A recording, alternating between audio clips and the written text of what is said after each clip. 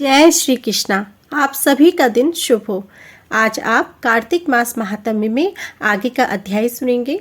अध्याय को शुरू करने से पहले आप सुनेंगे तुलसी माता की कथा, जिस कथा में आप सभी सुनेंगे कि किस प्रकार श्री कृष्ण जी ने बूढ़ी माई को मुक्ति दिलाई थी। कार्तिक माह में सभी औरतें तुलसी जी को जल से सींचा करती थी। एक बुढ़िया भी थी जो कार्तिक माह में तुलसी को सींचने जाती थी, और जब वह जाती तो तुलसी माता से कहती कि हे तुलसी माता, सत की दाता, मैं तेरा बिरला सींचती हूँ, मुझे बहू दे, पीले रंग की धोती दे, मीठा ग्रास दे, बैकुंठ में वास दे, अच्छी मौत दे, चंदन का काठ दे, अच्छा राज दे, खाने को दाल भात दे, और 11 के दिन कृष्ण का कांधा दे। बुढ़िया माँ की यह बातें सुन तुलसी माता धीरे धीरे सूखने लगी। तुलसी माता को यूं सूखते देख भगवान ने पूछा कि हे तुलसी, तुम दिन प्रतिदिन क्यों सूखती जा रही हो? तुलसी माता ने कहा कि बस मेरे मन की तो मत पूछो। भगवान ने कहा कि मैं नहीं पूछूंगा तो कौन पूछेगा? इस पर तुलसी माता कहती है कि एक बुढ़िया आती है और अपनी बात कहकर चली जाती है। मैं उसकी सभी बातें तो पूरी कर दूंगी, लेकिन कृष्ण जी का कांधा कहाँ से लाऊंगी? भगवान कृष्ण बोले कि वह मरेगी तो अपने आप ही कांधा देने मैं आऊँगा। तुम बूढ़ी माई से यह बात कह देना। इसके बाद कुछ समय पश्चात बुढ़िया मर जाती है। बुढ़िया के मरने पर सारा गांव इकट्ठा हो गया और उसका अंतिम संस्कार आने पर उसे उठाने लगी, लेकिन वह बहुत भारी हो गई थी, जिससे उसका शरीर टस से मस नहीं हो रहा था। सभी बोले कि यह तो बहुत संस्कारी थी, बहुत पूजा पाठ करती थी, कोई पाप भी नहीं किया, फिर यह इतनी भारी कैसे हो गई? बूढ़े ब्राह्मण के वेश में भगवान आए और कहने लगे कि ये भीड़ कैसी है? तब गांव वाले बोले कि एक बुढ़िया मर गई है और वह इतनी पापिन थी कि अब तो उसकी अर्थी उठ ही नहीं रही है, वह बहुत भारी हो गई है। भगवान बोले कि मुझे इसके कान में कुछ कहने दो, फिर यह तुरंत उठ जाएगी। भगवान बुढ़िया के पास गए और उसके कान में कहा कि माई, तू अपने मन की कर ले, पीताम्बर की धोती ले, मीठा ग्रास ले, बैकुंठ में वास ले, चटक की चाल ले, चंदन का काठ ले, झालर की झनकार ले, दाल भात को जी, और कृष्ण का कांधा ले। भगवान की ये सभी बातें सुनकर बुढ़िया हल्की हो गई। भगवान अपने कंधे पर उसे ले गए। बुढ़िया को मुक्ति मिल गई और वह बैकुंठ को चली गई। हे तुलसी माता, जैसे आपने उस बुढ़िया माई की मुक्ति की, वैसे ही सभी की करना। जैसे भगवान ने उसे कांधा दिया, वैसे हमें भी देना। प्रेम से बोलिए तुलसी माता की सदा ही जय। अब आज सुने आज का अध्याय। आज के अध्याय में आप सुनेंगे कार्तिक में तुलसी वृक्ष के आरोपण और पूजन आदि की महिमा का वर्णन। ब्रह्मा जी कहते हैं, कार्तिक मास में जो विष्णु भक्त पुरुष प्रातःकाल स्नान करके पवित्र हो, कोमल तुलसी दल से भगवान दामोदर की पूजा करता है, वह निश्चय ही मोक्ष को प्राप्त कर लेता है। जो भक्ति से रहित है, वह यदि स्वर्ण आदि से भगवान की पूजा करे तो भी वे उसकी पूजा ग्रहण नहीं करते। सभी वर्णों के लिए भक्ति ही सबसे उत्कृष्ट मानी गई है। भक्तिहीन कर्म भगवान विष्णु को प्रसन्न करने वाला नहीं होता। यदि तुलसी के आधे पत्ते से भी प्रतिदिन भक्ति पूर्वक भगवान की पूजा की जाए तो भी वे स्वयं आकर दर्शन देते हैं।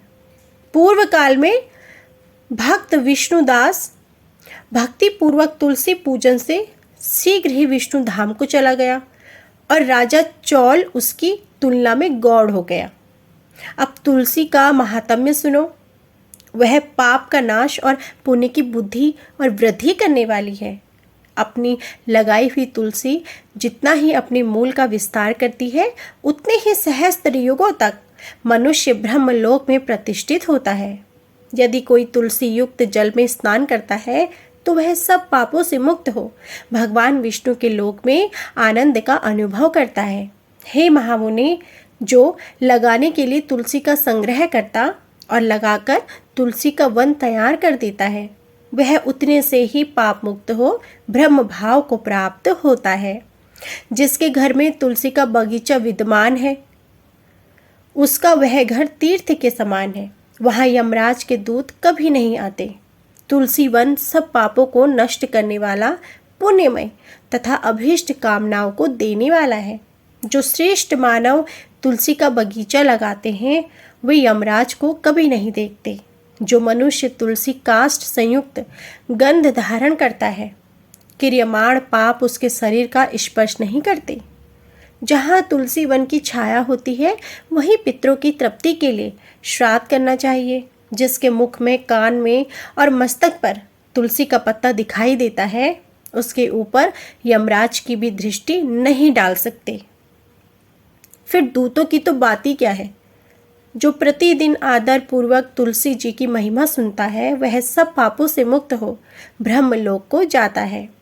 पूर्व काल की बात है, कश्मीर देश में हरिमेधा और सुमेधा नामक दो ब्राह्मण थे, जो भगवान विष्णु जी की भक्ति में संलग्न रहते थे। उनके हृदय में संपूर्ण प्राणियों के प्रति दया थी। वे सब तत्वों का यथार्थ मर्म समझने वाले थे।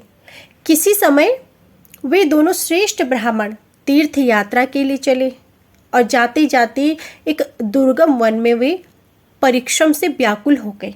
वहाँ उन्होंने एक स्थान पर तुलसी का वन देखा। उनमें से सुमेधा ने वह तुलसी का महान वन देखकर उसकी परिक्रमा की और भक्तिपूर्वक प्रणाम किया।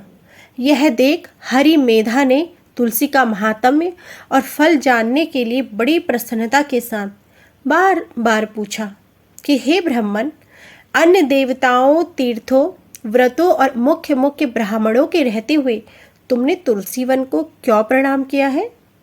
तो सुमेधा बोला, हे महाभाग, ध्यान पूर्वक होकर सुनो।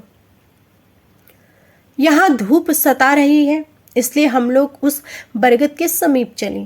उसकी छाया में बैठकर मैं यथार्थ रूप से सब बात बताऊंगा। वहाँ विश्राम करके सुमेधा ने हरिमेधा से कहा, हे विप्रवर, पूर्व काल में दुर्वासा के श्राप से जब इंद्र का ऐश्वर्य छिन गया था, उस समय ब्रह्मा आदि देवताओं और असुरों ने मिलकर क्षीर सागर का मंथन किया। उससे ऐरावत हाथी, कल्पवृक्ष, चंद्रमा, लक्ष्मी, उच्चश्रवा, घोड़ा, कौस्तुभमणि तथा धनवंतरी रूप भगवान श्री हरि और दिव्य औषधियाँ प्रकट हुई। तदंतर अजरता और अमृता प्रदान करने वाले उस अमृत कलश को दोनों हाथों में लिए श्री विष्णु बड़े हर्ष को प्राप्त हुए। उनके नेत्रों से आनंद अश्रु की कुछ बूंदें उस अमृत के ऊपर गिरी। उनसे तत्काल ही मंडलाकार तुलसी उत्पन्न हुई। इस प्रकार वहाँ प्रकट हुई लक्ष्मी तथा तुलसी को ब्रह्मा आदि देवताओं ने श्री हरि की सेवा में समर्पित किया और भगवान ने उन्हें ग्रहण कर लिया। तब से तुलसी जी जगदीश्वर श्री विष्णु की अत्यंत प्रिय करने वाली हो गई। संपूर्ण देवता भगवत प्रिया तुलसी की श्री विष्णु के समान ही पूजा करते हैं। भगवान नारायण संसार के रक्षक हैं और तुलसी उनकी प्रियतमा है, इसलिए मैंने उन्हें प्रणाम किया है। सुमेधा इस प्रकार कह ही रहे थे कि सूर्य के समान अत्यंत तेजस्वी एक विशाल विमान उनके निकट ही दिखाई दिया। उन दोनों के आगे ही वह बरगद का वृक्ष गिर पड़ा और उससे दो दिव्य पुरुष निकले, जो अपने तेज से सूर्य के समान संपूर्ण दिशाओं को प्रकाशित कर रहे थे। उन दोनों ने हरिमेधा और सुमेधा को प्रणाम किया। उन्हें देखकर वे दोनों ब्राह्मण भय से विघल हो गए और आश्चर्यचकित होकर बोले कि आप दोनों कौन हैं और देवताओं के समान आपका सर्व मंगलमय स्वरूप है। आप नूतन मंदरा की माला धारण किए कोई देवता प्रतीत हो रहे हैं। उन दोनों के इस प्रकार पूछने पर वृक्ष से निकले हुए पुरुष बोले कि हे विप्रवरो, आप दोनों ही हमारे माता पिता और गुरु हैं। बंधु आदि भी आप ही दोनों हैं। इतना कहकर उनमें से जो ज्येष्ठ था वह बोला कि मेरा नाम है आस्तिक, मैं देवलोक का निवासी हूँ। एक दिन मैं नंदन वन में एक पर्वत पर क्रीड़ा करने के लिए गया। वहाँ देवांगनाओं ने मेरे साथ इच्छा अनुसार विहार किया। उस समय युवतियों के मोती और बेला के हार तपस्या करते हुए लोमस मुनि के ऊपर गिर गए। वह सब देखकर मुनि को बड़ा क्रोध हुआ। उन्होंने सोचा, स्त्रियां तो परतंत्र होती हैं, अतः यह उनका अपराध नहीं है। यह दुराचारी आस्तिक ही श्राप पाने योग्य है। और ऐसा निश्चय करके उन्होंने मुझे श्राप दे दिया। अरे तू ब्रह्म राक्षस होकर बरगद के वृक्ष पर निवास कर। फिर मैंने विनय पूर्वक जब उन्हें प्रसन्न किया, तब उन्होंने इस श्राप से मुक्त होने की अवधि भी निश्चित कर दी। जब तू किसी ब्राह्मण के मुख से भगवान विष्णु का नाम और तुलसी दल की महिमा सुनेगा, तब तत्काल तुझे उत्तम मोक्ष प्राप्त होगा। और इस प्रकार मुनि का श्राप पाकर मैं चिरकाल से अत्यंत दुखी हो इस वट वृक्ष पर निवास करता था। आज दैववश आप दोनों के दर्शन से मुझे निश्चय ही ब्राह्मण के श्राप से छुटकारा मिल गया। अब मेरे इस दूसरे साथी की कथा सुनिए। ये पहले तो एक श्रेष्ठ मुनि थे और सदा गुरु की सेवा में ही लगे रहते थे। एक समय गुरु की आज्ञा का उल्लंघन करके ये ब्रह्म राक्षस भाव को प्राप्त हो गए, किंतु आपके प्रसाद से इस समय इनकी भी ब्राह्मण के श्राप से मुक्ति हो गई। आप दोनों ने तीर्थ यात्रा का फल तो यही साध लिया। ऐसा कहकर वे दोनों उन श्रेष्ठ ब्राह्मणों को बार बार प्रणाम करके उनकी आज्ञा से प्रसन्नतापूर्वक दिव्य धाम को चले गए। तत्पश्चात वे दोनों श्रेष्ठ मुनि परस्पर पुण्यमयी तुलसी की प्रशंसा करते हुए तीर्थ यात्रा के लिए चले गए।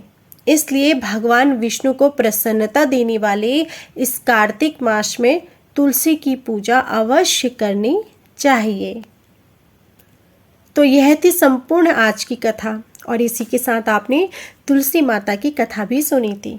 कार्तिक माह में समय निकालकर तुलसी माता की कथा और इन अध्यायों को जरूर सुनिएगा। आज का अध्याय पसंद आया हो तो प्लीज़ वीडियो को लाइक जरूर कीजिएगा। कमेंट बॉक्स में जय श्री हरि जरूर लिखिएगा। जय श्री हरि।